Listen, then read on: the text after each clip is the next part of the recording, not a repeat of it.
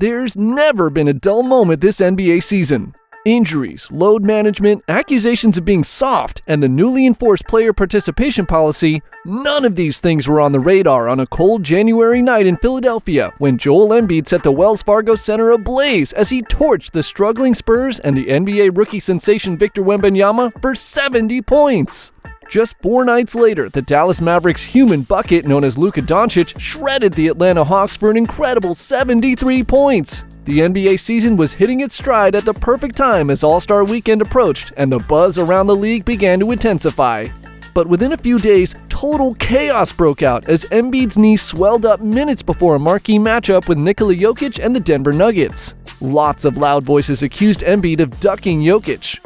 Embiid returned to action a few days later only to have the Warriors' Jonathan Kuminga fall on his already tender knee during a scrum for a loose ball. And now the Sixers have announced that Embiid will undergo a medical procedure on his knee that will sideline him for an unknown period of time. Missing a few more games will end Joel Embiid's quest to repeat as the league's MVP, since a new rule the players approved in the collective bargaining agreement requires the player to play in 65 games to be eligible for awards. But as disappointing as news of Joel Embiid's injury is, so many of the league's elite performers are operating at such an insane level this season that the MVP race will be an epic battle that should go on all the way until the last regular season game is played. So sit back and get comfortable as we take a deep dive into the who's who of NBA superstars who will be in the thick of the fight as the MVP battle rages on and comes down to what should be a fascinating finish. The field of MVP candidates this season is so deep that one could make the argument that there are multiple players that would probably win the award in another year but will not even place in the top 3 this season. So many of the top players in the NBA are performing at an elite level that it's downright ridiculous. As of this recording, we here at Fast Break Hoops see the top contenders as Nikola Jokic, Shai Gilgeous-Alexander, Luka Doncic, Giannis Antetokounmpo, and Jason Tatum. Falling on the 18th anniversary of Kobe Bryant's iconic 81-point performance against the Toronto Raptors, Joel Embiid's 70-point, 18-rebound, 5-assist masterpiece set a new 76ers single-game scoring record, eclipsing Wilt Chamberlain's record of 68 points set against the Chicago Bulls back in 1967. Now, before everyone starts shouting, "Wait! Wilt scored 100 in a game once." Yes, he certainly did, and it's a record that will probably never be broken. But Wilt did that as a member of the Philadelphia Warriors, who later moved out west and became the Golden State Warriors. Oh yeah, Wilt also remains the only player to score 70 in a game more than once. He did it 6 times. That's right, I said 6 times. Let's face it, despite what his haters have to say about his disappearing act in the playoffs, Joel Embiid was cruising to another MVP award before his injury. He was the most unstoppable force in the league, posting numbers that were absolutely filthy. He was averaging above or near his career highs in many categories, including scoring, free throws attempted, free throw percentage, assists, and steals. His outrageous 35.3 points per game led the league, and he had the second lowest defensive rating in the league, trailing only 3-time NBA Defensive Player of the Year Rudy Gobert. One thing critics are forgetting about Joel Embiid is that he has always been plagued by injuries, so much so that he missed 2 entire seasons after being drafted 3rd overall in the 2014 draft. He's earned the benefit of the doubt, and we hope he recovers quickly. The NBA is at its best when its players are doing their thing for the fans. Joel Embiid's injury could open the door to a man who's very familiar with the MVP trophy, 2-time winner Nikola Jokic. After leading the Nuggets to their well-earned first ever NBA championship, Jokic had an epic summer of fun. He was living his best life, and his legend grew with each Jokic sighting. He was everywhere, cheering on his horses at his local racetrack back home in Serbia with his Nuggets teammate Aaron Gordon, belting out songs in a Serbian nightclub, and even doing flips in the Tara River while out for a fun summer day of rafting with friends. But Jokic has been all business once the summer fun ended and the season started. He has the Nuggets in a virtual lock atop the Western Conference standings, trailing Minnesota Timberwolves by just half a game. He's stuffing the stat sheet as usual, averaging roughly 26 points, 12 boards, and 9 assists. He once again leads the NBA with 15 triple-doubles so far, and he has the 9th lowest defensive rating in the league, just 6 spots below his rival Joel Embiid.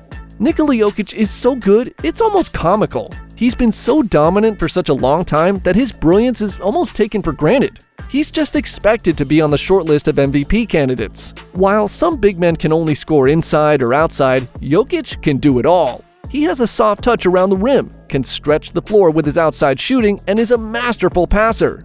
He plays the game at his own pace and never rushes or panics, which drives his defenders crazy. Milwaukee Bucks veteran big man Brook Lopez was the runner-up for last year's Defensive Player of the Year award. He led the league in blocks and is as tough and seasoned a defensive big man as you'll find. Lopez summed it up best recently when he was asked what it's like trying to guard Nikola Jokic by saying, "He's so good, there's different levels to the difficulty." While the debate between Embiid and Jokic sucked up a lot of the oxygen, the two larger-than-life big men are not the only ones playing at an MVP level.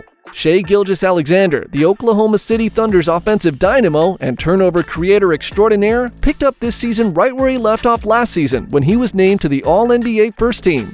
He has been straight-up fire all season, leading OKC's incredible rise from young, struggling team taking their lumps to a team that has arrived and is now considered amongst the league's top-tier elite teams. OKC just pulled into a tie for first in the Western Conference with the Minnesota Timberwolves. The Thunder have won 35 games as of February 5th. That's an impressive number considering they won 40 games total last season when their playoff bid came up just short. SGA's stats this year are remarkably consistent with last season's numbers when he took the leap and joined the ranks of the NBA elite. Once again, he's putting up about 31 points, 6 assists, and 5 rebounds per game. He stayed committed to the winning formula of doing most of his damage on drives to the basket, coupled with an array of mid-range jumpers while keeping his three-point attempts to around 3 per game. He's also still making his free throws at close to a 90% clip, which makes his downhill style that much more lethal as he ranks 4th in the league in free throw attempts per game. Two of the biggest areas of improvements this season that have SGA in the MVP hunt are his offensive efficiency and his ability to create turnovers. Gilgeous-Alexander is shooting a career-best 54.8% from the field. While league-wide that's only good enough for 17th place, he has the best field goal percentage amongst guards in the league and is even shooting it at a higher rate than fellow MVP candidate Joel Embiid and Celtics star center 7'3" Kristaps Porzingis. As for his defense, SGA is long past the days when he showed flashes of defensive brilliance in small spurts. Last season, he was 4th in the league in steals at 1.6 per game. But this year, he sits well atop the leaderboard in steals at 2.3 per contest. In fact, with 111 steals as of this recording, he has 36 more steals than De'Aaron Fox, who currently checks in with the second most in the league with 75. And his 109.3 defensive rating, good for 7th lowest in the league, places him right behind rookie defensive whiz Victor Wembanyama and ahead of fellow MVP candidates Nikola Jokic and Jason Tatum. With his young OKC Thunder turning heads with their play this season, Shai Gilgeous-Alexander is now squarely on the national radar. He represents new, exciting blood that could be a refreshing change for some MVP voters who might have a case of Joker fatigue. Luka Doncic could be that guy who puts up massive numbers but still doesn't crack the top 3 in MVP votes. He is arguably the most complete offensive player in the game today. Look no further than his 73-point game as proof. He leads the NBA with 10 games of 40 or more points, and he stands a good chance to overtake Joel Embiid to win his first ever league scoring title.